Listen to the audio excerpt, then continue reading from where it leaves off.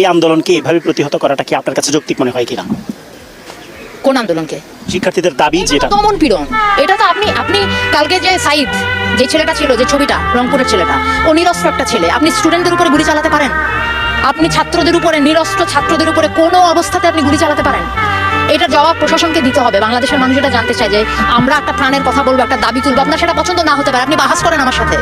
আপনি আমাকে কথা বলতে দিবেন না, আমি কথা বলবো, আপনি গুলি করে মারবেন। ও একটা মায়ের বাচ্চা, ও একটা বোনের ভাই, আপনি ওকে মেরে ফেলছেন। এটা একটা কথা হলো?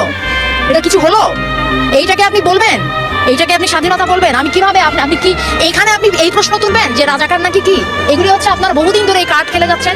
মুক্তিযুদ্ধ আর কি, আমাদের এদের অনেকের জন্মই হয় নাই তখন আপনারা এখন এদেরকে রাজাকার বলেন। আপনার লজ্জা করে না? আপনারা এই বাচ্চাগুলিকে এই কথাগুলি বলেন? আপনারা লজ্জা করে না যে কেন এই ছাত্র গোষ্ঠী এরকম একটা আশ্রম? কোথায় কিছু একটা ন্যায্যতার পর, কিছু একটা অধিকারের কথা বললে আপনারা বলেন যে রাজাকার? আরে আশ্চর্য কথাবার্তা! আমার স্বাধীন দেশে আপনি আমি আমার ন্যায্য অধিকারের কথা বলবো, আপনি কথায় কথায় আমার মুখে ছুড়ে মারবেন রাজাকার, কথায় কথায় ছুড়ে মারবেন রাজাকার। এটা কি ফাইজলামি? এটা বাংলাদেশ। এটা অনেক মানুষ, সাধারণ মানুষ এখানে যুদ্ধ করে স্বাধীন হয়েছে। আপনারা সেই ক্ষেত্রে মুক্তিযুদ্ধ বিরোধী কাজ করেন। যারা কথায় কথায় রাজাকার শব্দটা ব্যবহার করেন, আপনারা নিজেরা আজকে বাংলাদেশের স্বাধীনতার পরিপন্থী মানুষ। আপনারা চর্চা করেন, শিখে আসেন, এই বাচ্চাদের কাছে শিখে আসেন স্বাধীনতা যুদ্ধ কাকে বলে। ওরা করছে সংগ্রাম, ওরা রাস্তায়, এবং আপনারাও করেন আপনাদের জায়গায়। দোহাই লাগে, আপনারা আপনাদের কাজ করেন। শিক্ষার্থীদের সাথে আমি সম্পূর্ণ একাত্ম। শিক্ষার্থী শুধু না, বাংলাদেশের মানুষের কথা শুনতে হবে আপনাকে। এখানে অনেক ঘটনা ঘটে যাচ্ছে। এটা এইখানে আপনি সেই মুক্তিযুদ্ধ আর রাজাকার নিয়ে পড়ে আছেন। এটা এখানে মানুষের প্রাণের কথা শুনেন। রিক্সাওয়ালারা কয়েকদিন আগে 400 টাকা হলো মরিচের কেজি, সেটা নিয়ে শুনেন। কুড়িগ্রামে বন্যা হচ্ছে, সেটা শুনেন।